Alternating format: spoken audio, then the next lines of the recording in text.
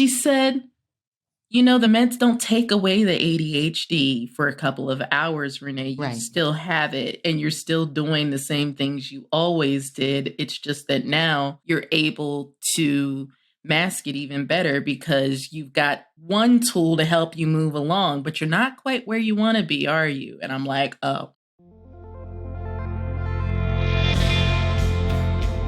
From the Understood Podcast Network, this is ADHD Aha, a podcast where people share the moment when it finally clicked that they, or someone they know, has ADHD. My name is Laura Key. I'm the editorial director here at Understood. And as someone who's had my own ADHD aha moment, I'll be your host. Oh my gosh, I'm here with René Brooks of Black Girl Lost Keys, the amazing René Brooks, content creator, advocate, Twitter, Instagram, podcasting. Hi, thank you for being here today. Thank you for having me. It is a real pleasure. My first question for you, René, is, have your ears been ringing lately? Every now and again, they get a little bit ringy. Are you trying to say somebody's talking about me? I've had a few folks on the show recently, and also some of my colleagues in the office who I told them I am going to be interviewing René Brooks, and they flipped out. So, oh, that's so sweet. Thank you. You're such a star. I mean, you got so much discussion around ADHD going in the community, and we're just so grateful to you.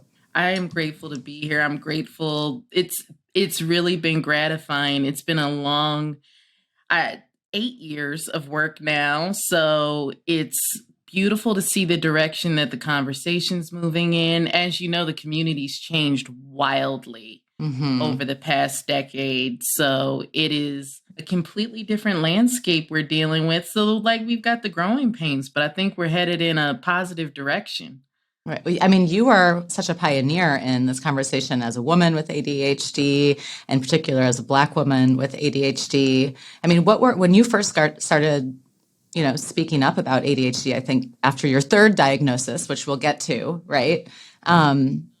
What were the most important messages for you to get out there?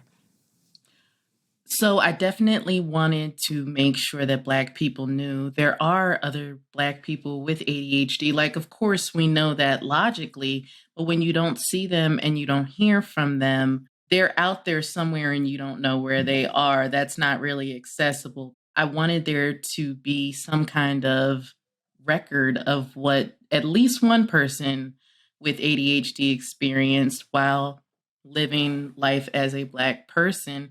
It was really isolating for me. And in having conversations with family and friends, it was also difficult for them because I was also the only person with ADHD that they knew. How do you show people that this isn't a bad thing, that it's not frightening, that I'm not wandering off to somewhere that they can't reach me anymore, unless they have someone who they can also see and go, oh, okay, so this is what this means. What were some of the myths that you tried to dispel when you first got started? Well, of course, anytime you bring up ADHD, the first thing that anyone ever thinks of, and it's so frustrating for all of us, is the meds. So it was the controversy and the stigma around the medication, what it was going to do to me, how it was going to affect me long term, and having to dispel some of that. Because, of course, at first, you don't even know whether you're going to try medication.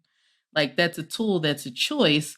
So this shouldn't even be the first thing that people think of when they think of ADHD, but it so often is. So it was the stigma around the meds. It was the stigma dealing with any kind of mental health stuff as a Black person can pull you into a place of danger, because we know people who were committed against their will, who've been experimented on by the medical system, who've had their children taken away. So to open up an inquiry into one's own mental health is also to invite the opinions of professionals who may not be culturally competent enough to understand what they're seeing and find something sinister in it and use that to penalize the person. So you're taking a risk when you're treating your mental health. I know you mentioned earlier a lot of growth in terms of the conversation and in the community itself. What about around those two particular myths or the stigma that you brought up? You talked about meds and you talked about mental health and perception in the Black community. Has that evolved, do you think, or are we still, where are we? I've not seen the conversation with meds shift as much as I would like to, but I think that's everyone's burden to bear. We're all pulling that along. I think anytime there's something to sensationalize on a topic, that is what people are going to initially grab for. So maybe that'll always be a thing. I hope it's not. I hope one day someone can just make a decision about their medication or to not medicate without feeling like they're joining in some huge discourse that maybe they don't feel like they can identify with. But as far as the conversation around being diagnosed with ADHD, by the different ways that it affects you when you're a woman, when you're a person of color, that conversation, I could not have asked for anything more. I really feel like there are so many new perspectives. There's so much more information. The accuracy of the information is not always perfect, but is anyone's perfect when they're starting off? We're growing as a community, and I'm glad to see the directions that we're shifting in. Yeah, I completely agree with both of those. I would love to see the meds conversation evolve more. I think in particular with medication shortages that have been happening, the vitriol around medication it's just nasty. And as someone who takes ADHD stimulant medication, the battle every month of just getting your prescription filled is just brutal. For those of our listeners who don't know, you were diagnosed 3 times with ADHD. I was. Right? So at age 7, age 11, yep, and then at 25. So can we start at 25 actually? And then I want to go backwards. How does that sound? 25 is my favorite because I think it says something that when I finally was able to make the decision for myself, I chose treatment. But also, okay, we're going to stay at 25 because you saw I was about to jump into the past right away. You know what? You do you. What you tell the story how you want to tell the story. It doesn't, you know what? It's such a jumbled story, like all ADHD stories are, but like at 7. Buckle up, everybody. Right, yeah. I know. So there it was, dark and stormy night. So I was 7 years old. My brand new teacher, fresh out of teaching, student teaching, and so had some really fresh training and knew what to look for in a child who might have ADHD and correctly identified it. And so when my mother took it to my pediatrician was right on the edge of retirement and was like, oh, this is just the new thing they're doing. They're trying to medicate children, the same scare tactics that were used all through the 90s. So my mom was like, oh, well, okay. He told me to give her more responsibility. I'll try to create more responsibility for her.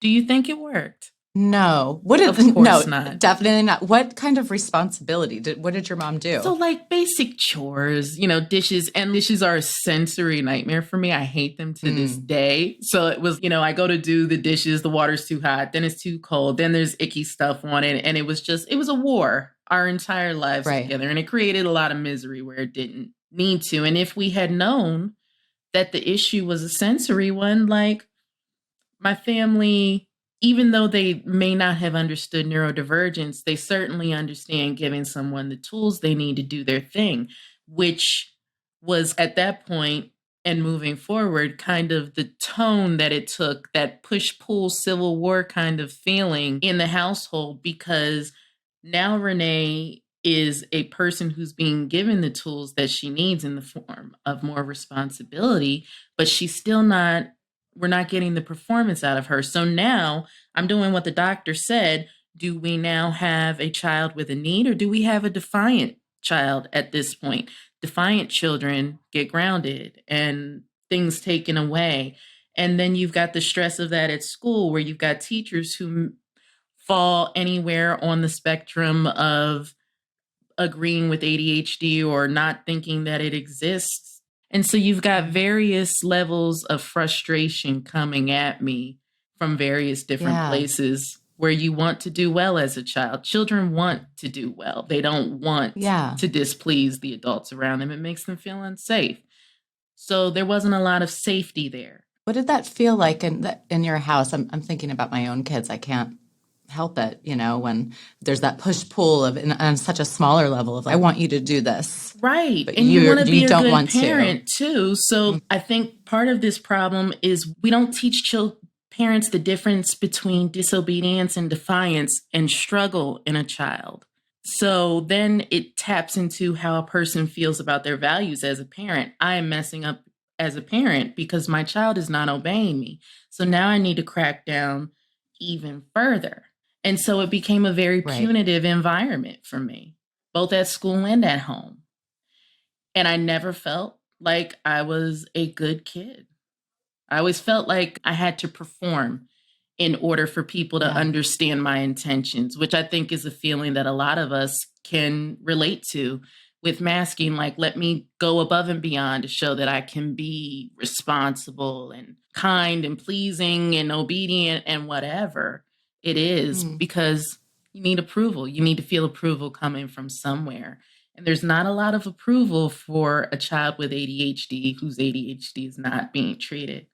So you sounds like you developed some perfectionistic tendencies. And I'm an eldest daughter too. So like eldest daughter, perfectionistic stuff, ADHD stuff. It's been quite a hole to dig myself out of that need to perform, of that need to be understood in exactly the way that I've presented myself. There's a lot of things to untangle there. And therapy has been a huge, huge part of that for me. Renee, I recently went back just to re-unpack all of this because I untangled it once and then I stopped looking and then it got tangled up again. And I feel you, like it's palpable, right? That it's our life's work, isn't it? Yeah. Okay, so 7 diagnosed, but you're getting more responsibility. You're really stressed. I'm just kidding. You're getting more responsibility. And then what happened that you got diagnosed again when you were 11? So I hit middle school, and like a lot of kids with ADHD, you're expected to have that executive function. My locker was crammed full of stuff. I couldn't hit any deadlines. I wasn't turning homework assignments in. I was losing things left and right. So of course, they caught it and were like, okay, let's do something about it. And again, my mom was like, her pediatrician said, absolutely not. That's not accurate. There's nothing wrong with my child. And I think the thing that's important to point out here is that neither of these times was my mother consulted before those conversations began, before any of that kind of testing or evaluation took place. And imagine that in conjunction with everything that you've learned about how people of color are taught when they're seeking mental health treatment. Right. And it doesn't just look like you're trying to help my child with something. It looks like you're trying to build a case to start either medicating my child, forcing me to medicate my child, or worse, taking my child away. So it's a failure of the system. There should have been education for my mother on what ADHD was, what it looked like, and she would have been able to see for herself how it presented. And I want to be really clear here that a lot of people hear this story and I don't want them to walk away with Black parents are too obstinate to treat their children. That is not the story. The story is we're not equipping parents to make an educated decision about their child's health and a mental health concern that can impact their life for years to come. And really, like in childhood, you're setting your self-esteem and the way you think about yourself for life. And when you can't do the things that you want to do and you feel like you're a bad person your whole life, you're setting yourself up for a depressed, anxious adult. And that's just what I was by the time I got to 25. And my doctor was treating me for depression, and we got therapy services secured. And they both agreed that we weren't seeing enough relief for where we should have been for the amount of time we'd been treating the depression. And so we kind of floundered for a minute until I accidentally revealed to my therapist that I had been treated for ADHD twice. I didn't know what I was saying, and I just was relaying my story. I said, Yeah, they kept trying to put me on meds when I was a kid. And my mom was like, absolutely not. So, like, that's pretty much all I know about mental health treatment as a child. Like, that wasn't there for me. And she said, "What did you say?" And I was like, "Oh, did I say something? Did I say something important there? Like, I didn't know that I did." Like, yeah, they've been trying to treat me for something or other since I was a child. And she was like, "So," said, "I'm going to stop you there." And she started writing down notes on her pad. And I'm like, oh, she must think I'm way worse off than I thought I was. But turns out she was writing me a referral. There was an ADHD specialist in her practice. She sent me down the hall. We did the evaluation. And then I came back. We did another couple weeks of therapy. And I was able to return to work for the first time in 6 months. The fun part about this story, though, is that like I got diagnosed at 25, and that was in 2009. 9 years later, my mother got diagnosed with ADHD in 2018. Ah, Yeah, it's her. She had it. amazing. Right. Yeah, So it's like it's hereditary. it Yeah. is hereditary. And I think our story is a really important one because it shows what getting the proper education about ADHD can do to change hearts and minds if we really come at it with an open mind and an open heart. Hmm. Yeah, absolutely. And, the aha moment, was it in that therapist's office or was it when you did start to get treatment or both? Talk to me about that. It was probably like, of course, you flounder back and forth at first. It's like, oh, maybe I don't have ADHD. Maybe I'm just all of these things that I've always been told that I am. And then I took stimulant medication for the first time. And it was an aha moment for me. It was like, oh, I feel like I can think clearly. It's almost like if your glasses are really dirty, you can still see, but it sure feels a lot better to see when your glasses are clear. That's about the kind of difference that we're talking about. That's a great analogy. It's like certainly sight is still Yeah. possible, but if you want to be able to see with accuracy, you need to be able to clean the glasses. So this just wiped the smears off the mirror for me so that I could see what was happening super clearly for the first time. You know what? I wouldn't even say that was the aha. The aha was probably when I started receiving coaching because, of course, we think I've had such great success with my stimulant medication. Now I just need to go live my life. I don't need anything Yeah. else. And you need so many more things. And you know so little about how your brain functions and where you need to adapt. So coaching was probably the real aha. We were working on how to manage my time. People who work with stuff all the time, they're not buying our crap. So I'm going on and on. I'm like, well, it doesn't really matter that I'm not on time all the time. I'm a writer, I'm an artist, we're a little loosey goosey. And she kind of quipped at me. It was like, oh, she said, the meds don't take away the ADHD for a couple of hours, Renee. You Right. still have it and you're still doing the same things you always did. It's just that now you're able to mask it even better because you've got one tool to help you move along, but you're not quite where you want to be, are you? And I'm like, oh, Hmm. guess it's not just me being artsy fartsy, huh? Yeah, totally. And one thing I've heard you talk about before is that, a lot of people like to say ADHD is a superpower. And I understand the sentiment of those and I appreciate the positive spin on symptoms and whatnot. And I don't want to poo-poo any of that. No, But at the same time, it's no, right? it's not. Like, what superpower takes you to the doctor? You know what I'm saying? Like, it's just like it's right there. The answer is right there. It doesn't have to be a superpower in order for you to gain positive experiences as a result of working with your ADHD. It doesn't mean that the way that ADHD shows up for you that are beneficial are invalid. Like, you don't need it to be a superpower to take pride in who you are still. So I guess for me, whenever I hear that, it's like you're both depriving yourself of the ability to be human and raising the standard for yourself when you don't mean to, because now you're not even a regular human. Now you're a superhuman because you have a superpower. Doesn't that take grace away from you? And don't we need more grace? Wow, that is really well said. It's meant to be empowering, and I'm all for empowering people. I just don't know if it's empowering us in a way that's going to be helpful for us long term. If you're elevated, you don't need help. You don't need resources. You don't need medication. You are performing better than other people are performing.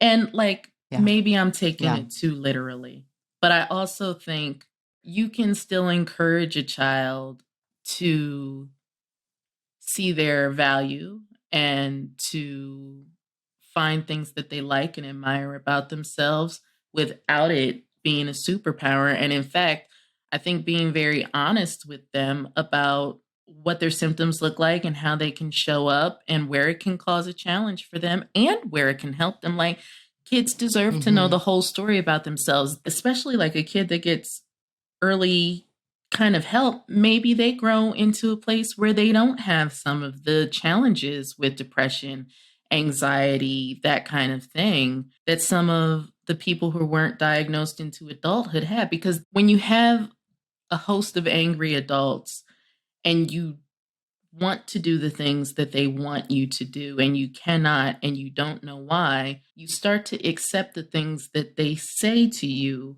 about you as truth. That you're irresponsible, that you're lazy, that you're not going to amount to anything. And I feel for parents because these are things that parents do because they're trying to love their children and they're not being given what they can to really help their children in the way they want to. Because that harshness is being done from the frustration of wanting your child to be able to be all the wonderful things that you know that they can be. Right. And if we do what you're talking about, right, Renee, which is let's give kids a full picture of their health, then they have more of an opportunity to say, here are the symptoms I struggle with, going back to the superpower thing. Oh, but I could hyper-focus with the right tools.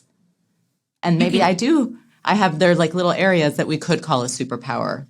Being able to have a child in a classroom who says, okay, they're doing this. Here's what I need to do to make this work for me. Now you've got a child who's learning how to advocate for themselves when you have to step back and can't do it for them anymore. Isn't that what we want? Kids who can open their mouth and say, I need this, and feel confident that they can ask for what they need and get it. So I highlighted something in the Attitude article that you wrote that I've been referencing. After you got diagnosed at 25, your third diagnosis, like a convert to a new religion, I told everybody about my diagnosis. Love that. Thank you. Tell me more. Talk to me about that. There's an excitement. It's like maybe the diagnosis is the real aha, because now, after years of asking, why can't I be on time? Why is my house always so messy? Why can't I seem to write the book that I've been trying to write? Why can't I ever have my outfit together in time to show up to the family event looking nice? I'm always running behind the 8 ball. Like, you have a why. Here's why. And once you know why, you've got an opportunity there to get something different than the same thing that you don't want. And people with ADHD deserve to be able to affect positive change in their lives, just like everyone else does. Did you get any pushback from anyone in your family? Oh, of course. And again, done out of love. You're going to go get on these meds after we fought to keep you off. Why are you doing this? And it's done with concern. Are you going to be safe? Now you're navigating a system that we don't really have a lot of good information about. The information that we do have is all bad. How do we keep you safe? You're going to a place where we can't protect you. Stop. Yeah. And I could not stop. Well, you were learning from your coach, right? You were learning from your coach strat. What was the best strat? What was like a mini aha kind of strategy that you learned? So you're gonna laugh. The I am a person with ADHD who was also raised by someone with undiagnosed ADHD. So my mother's relationship with time became my own, in the sense that My mother was on time for work and school. You have to be on time for those things. Everything else you can color outside the lines. And that's how I lived my life too. And then I found out, like, as I was moving in different spaces, as you know, as I was growing into my own adulthood, like, hey, are you saying everyone doesn't feel this way about time? Oh, wow. People really are super upset when you're like a half hour, 45 minutes late to meet with them. Maybe I should do something about that. I did not know that I could not be on time until I was an adult. I thought I was in control of it completely. I was like, oh, well, I'm choosing not to be on time. And then once I tried to start being on time, I was like, oh, I cannot wake up in the morning. I can't seem to get out of that. Like, this is serious issues here. Got to find a way to fix it. Was the I don't like the term time blindness. I find it to be a problematic term, but the term time perception, was this something that you struggled with? It sounds like as a kid as well. Is that right? Absolutely. And still do. Yeah, absolutely. What does that feel like?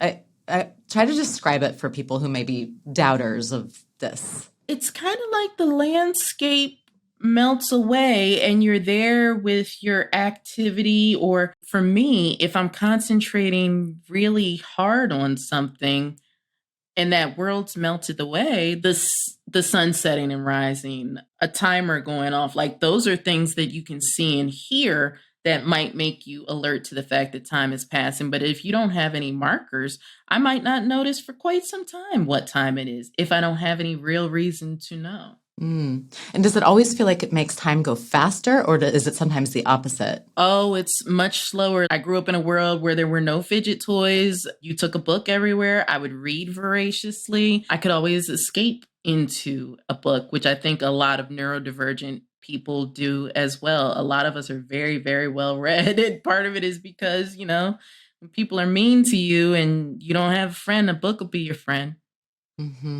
Yeah.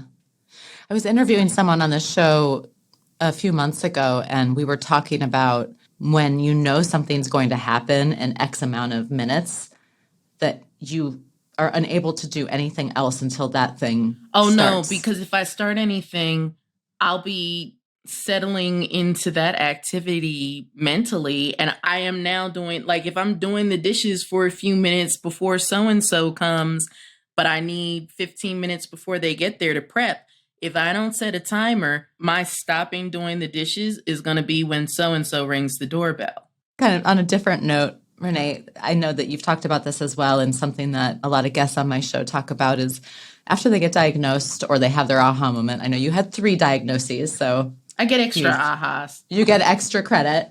They usually have this moment of kind of grieving and looking back at what was maybe lost by not being diagnosed or not embracing a diagnosis earlier in life. I'm curious if you could speak to your feelings on that, and then perhaps words of advice for listeners who are going through that. I think the thing that I am was most concerned about as I was learning more about ADHD is that I could so clearly see the direct link between all of that messaging I received as a child and my non-existent self-esteem. I did not have any. I had no boundaries. I was very, very deeply into people pleasing. I just wanted people to like me. So, like, for me, the grief was what risks would I have taken and what kind of person could I have become if I didn't spend so much time thinking that I was a bad person and that I had to live my life apologizing for who I was. That's not something I should have had to wait until I was nearly 30 to undo. Yeah. And then for people who are in the thick of that grieving process right now, who are getting diagnosed later in life, as I did, frankly, and I went through this grieving process as well, what advice do you have for them, or maybe some hopeful words? The person who you could have become is not someone who you can gain access to, but the person you can become now is. And that's far more important than the person who could have been. Wow. Did you just come up with that? I did. I spent a lot of time it's hard. That grief is heavy and that trauma is real. And it really does feel like a slap in the face. Either I didn't have to go through that at all, or I didn't have to go through it in that way alone with no support. That is a painful realization to find out. Like, it kind of feels like all of this for nothing.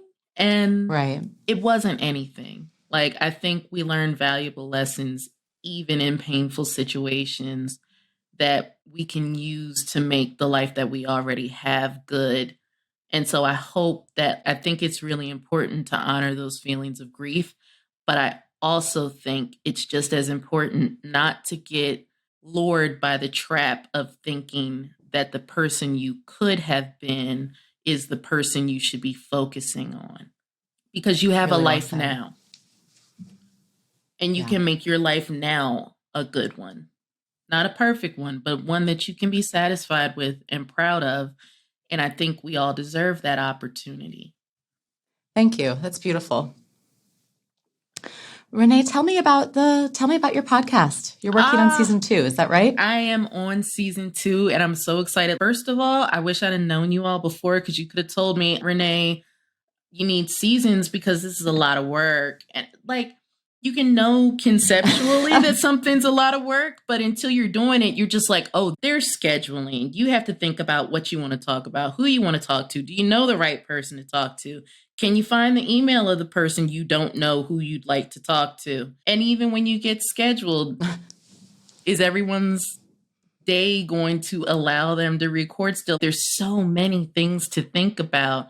And so we got in there and we put up a great season, but boy, we were editing and poking and moving until the 11th hour. So we took what we learned last season and we've got some incredible guests coming on. I'm very, very, very excited for you all to hear. Anything that you can share? The podcast, by the way, it's called Life with Lost Keys. Is that right? It is. So Life with Lost Keys is the podcast. We're focusing this season coming up on giving voices to people who have not yet been heard. Not that we don't want to hear from people who we always hear from and love to hear from, but it's time to widen that lens more and give even more people a chance to come step to the mic, so to speak. Tiffany Hammond, she runs the account Fidgets and Fries. She's coming.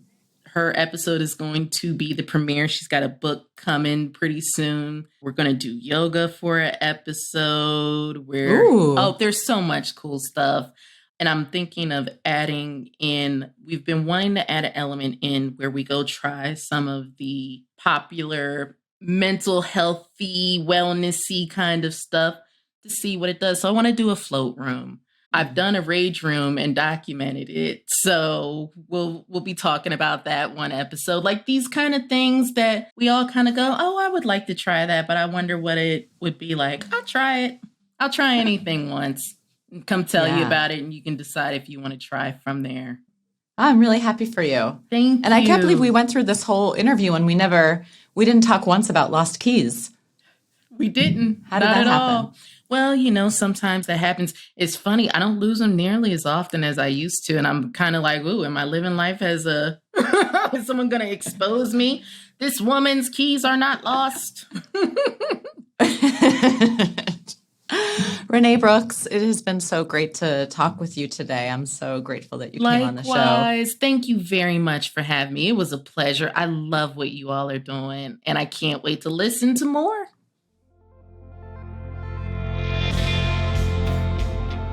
You've been listening to ADHD Aha from the Understood Podcast Network.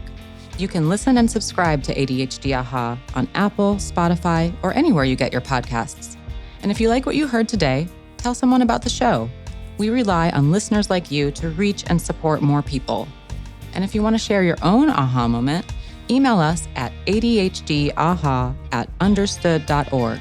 I'd love to hear from you. You can go to u.org/ADHDAha to find details on each episode and related resources.